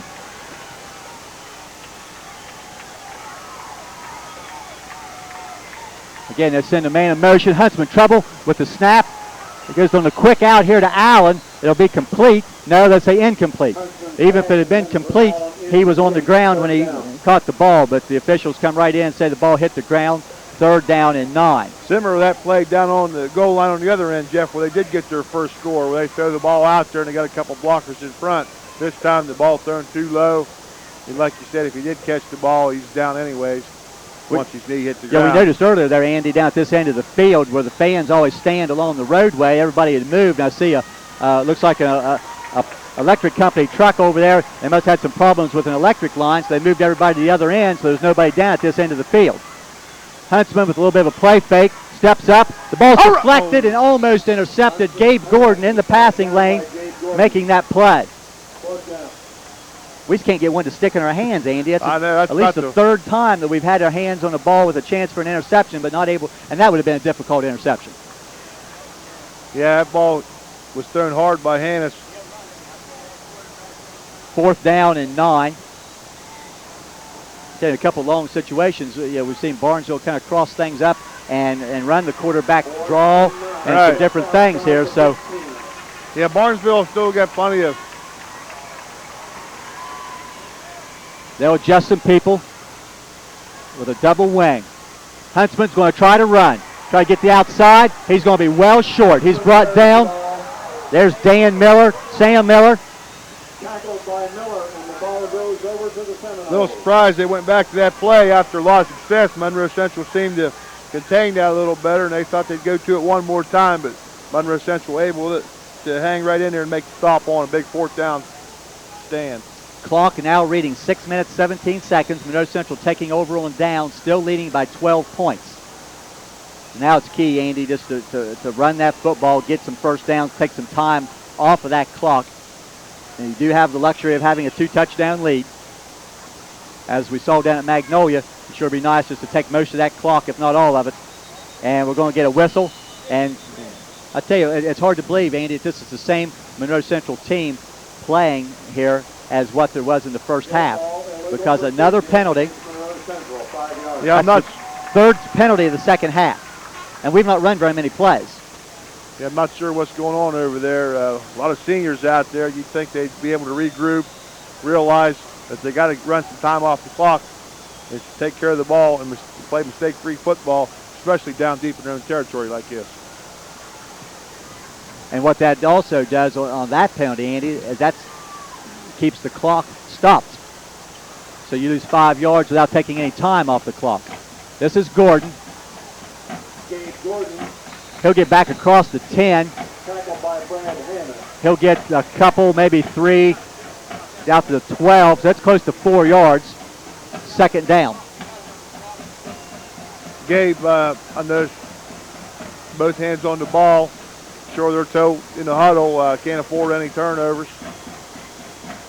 Don't expect anything fancy here. Just try to get the ball out of our own end, get a little bit of room to work. 19-7, Monroe Central leading now, 5:40 left in the game. Gordon straight ahead to the 15-yard line. To the 15. Tackled by Curtis Halston. No, clock's not moving right now, Jeff. Well, the official on this side stopped the clock, and I think he thought it was a first down, but it was not. 3-yard pickup by Gordon because it was second and 11. Now it's going to be third and about 8. The clock still stopped there as they had an equipment. Now they'll get it winding. You don't have the luxury, Andy, as we did at Magnolia, to run that 25-second play clock down. Ishii out of the shotgun will try to keep. He'll get 5-6 yards, but be short of the first down. Very nice effort by Ishii, but I'm afraid he's going to come up a little bit short, Jeff, on the first down. It's going to be fourth down and about a yard. David Spielman on to punt. I think maybe the second time David Spielman has punted in this game. The other time he punted resulted in a Barnesville turnover on a fumble by their deep man. 10 people up.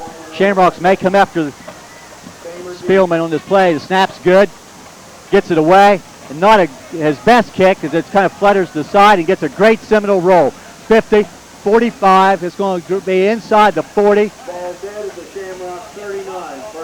Nice touch put on that ball by David Spielman. Oh, yeah. That's going to be about almost a 40-yard kick.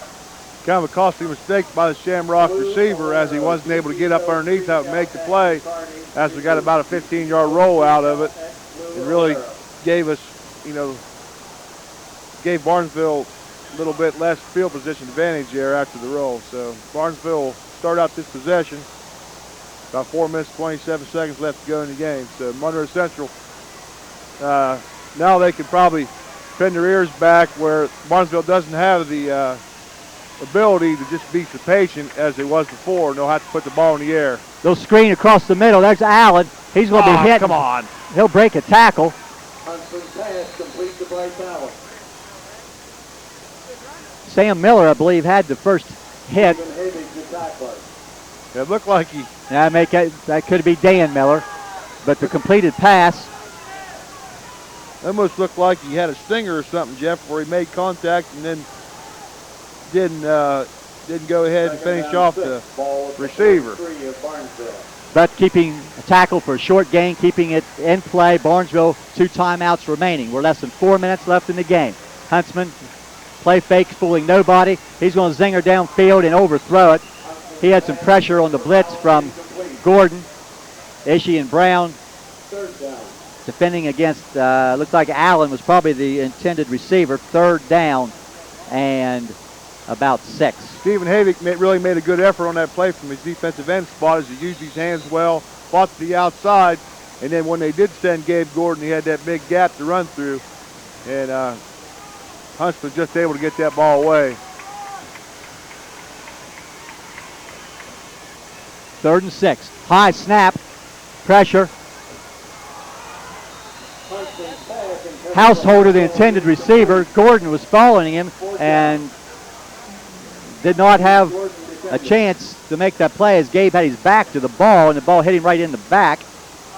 Really, Huntsman got rid of that ball sooner than he wanted to. He felt a little pressure coming from Habig once again from his defensive end spot. And like you said, hit Gordon right in the back as neither Householder nor Gordon was ready for the pass. 4th down and 6, 3:38 left in the game.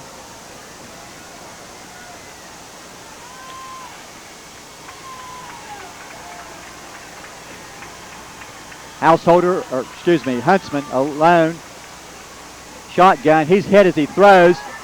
Intercepted. Get a block! Up the sidelines. Running room. This is Sean Joyce to the 30. He's going! to 20. He's down to the 5-yard line. Sean Joyce. And I tell you what, there was Habig once again put a hit on Huntsman as he threw the ball. Finally did catch one, Jeff. We talked earlier about letting a few I'm leaning out there. Joe, did I block all that last part of that run? Sorry, Sean, for blocking the end of your return there. Okay, I was going to say, Sean, in that case, I'm glad you didn't get in the end zone if I was blocking the vision. Joe tells me we were all right. Sean George with an excellent return as the defense turned offense and provided a wall down the sideline. He got down to the 5-yard line. Aaron Brown gets this carry. Less than 3.5 minutes left in the game. No gain for Browning. I don't believe we have a first down by Monroe Central in the second half here, Andy. And right now, that's not an important point because from this position on the field, if you get it in the end zone, that's going to pretty well seal the deal. And even if you don't, then that means Barnesville is going to have to go a long distance to get one score, and they need two. That is an 3 minutes. unbelievable stat if that's true, though, Jeff. I never would have. If you remember down at Magnolia, the same thing happened. We had no first downs until the last possession, and then we dominated the ball. Another legal procedure penalty against Monroe Central. That's up to 7 penalties now on Monroe Central, 4 in the second half. That was going to be a direct snap once again to Gordon. As Ishii now returns to the field along with Kenny Robinson.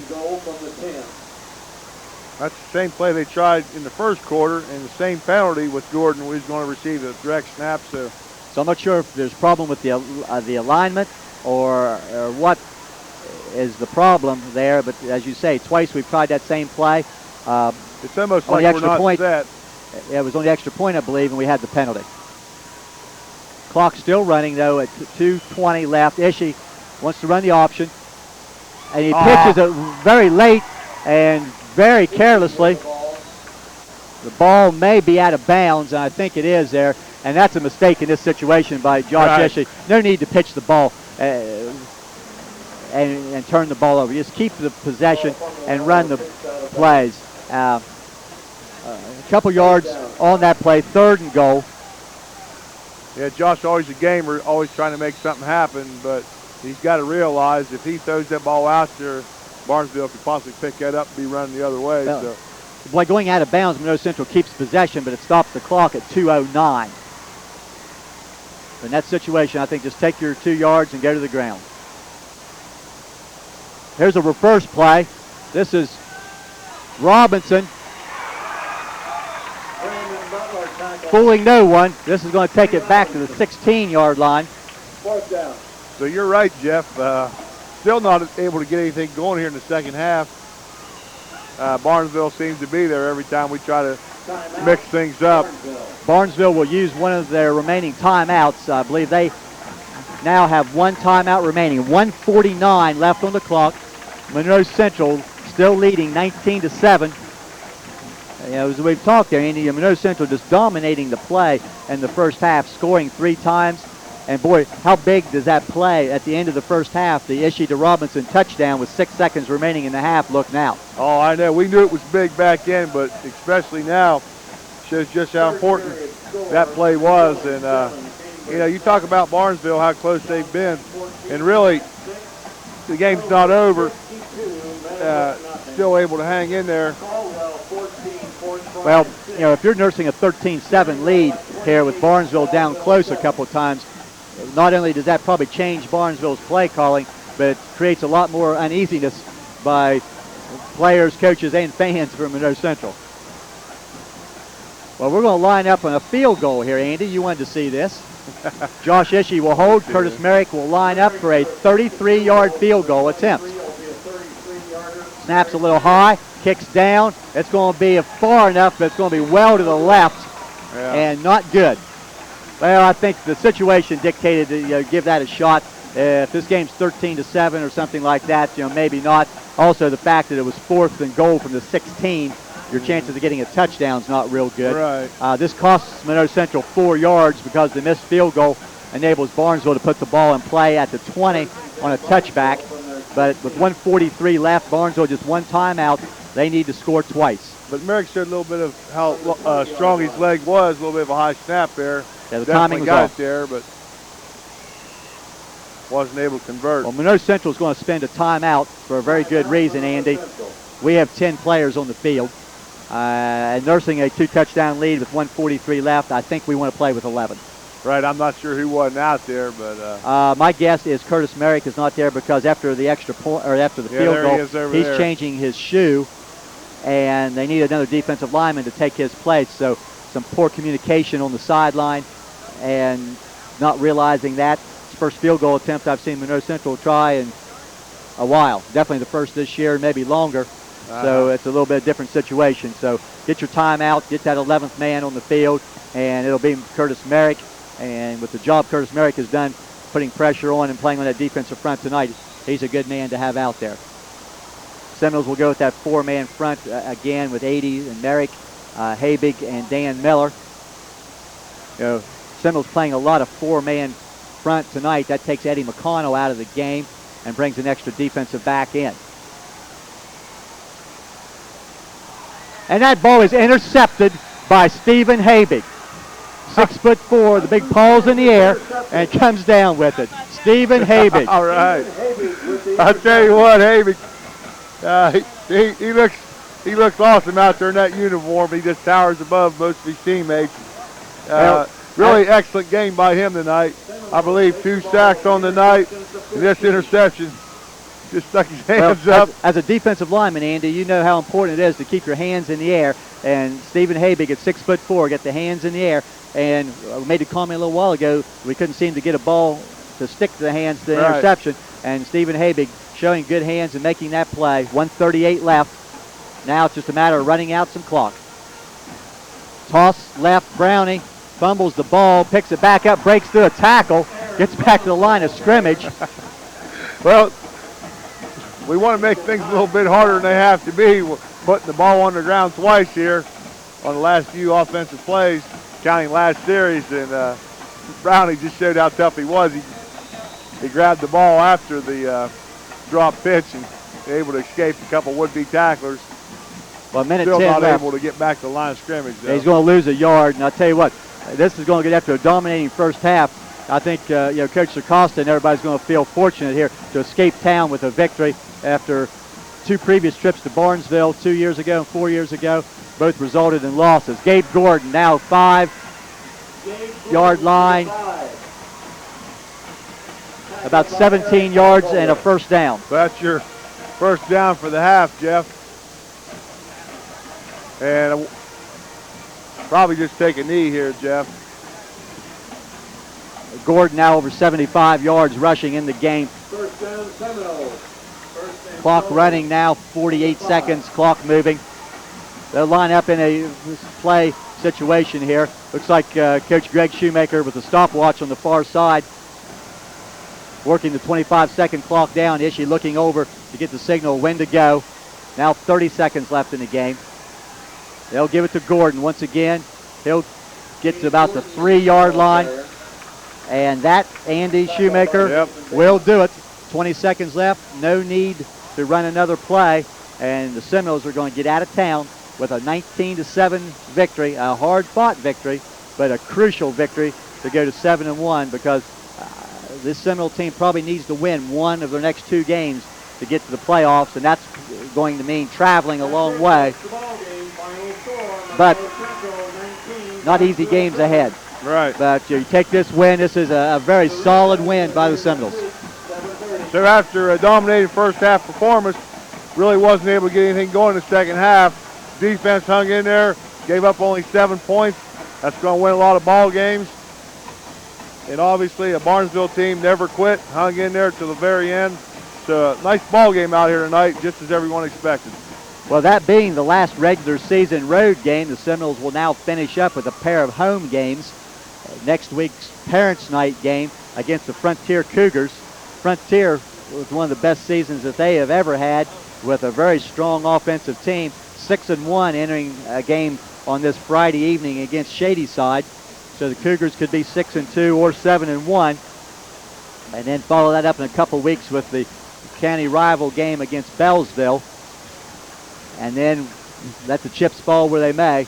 But 2 wins to finish up 9-1 would give this team an opportunity to possibly play at home. 9-1 is not a guaranteed home game, but 8-2 is almost a guaranteed road game, and 7-3 is probably a guaranteed no game. Well, we got to take care of business next week. And like you said, Jeff, if we give this kind of effort, we should be pretty good shape. And I think you hit it right on the head there with the good solid defensive effort, even with Barnesville controlling the ball in the second half, allowing them to get to the end zone only one time. And that is quite an accomplishment against a great offensive team that Barnesville has. So now we hope the Shamrocks win a couple games to help us out. And a hard-fought win, but a win nonetheless, and a very good win by Monroe Central. Well, that'll about do it here tonight from Barnesville. For Joe Eddy and Dale Eddy, along with Andy Shoemaker, this is Jeff Stevens saying the final score, Monroe Central 19, Barnesville 7. We'll see you next week.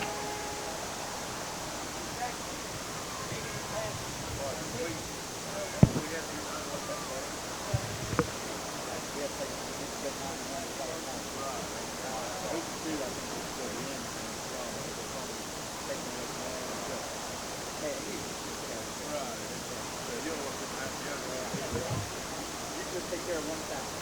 Let's take care of business now.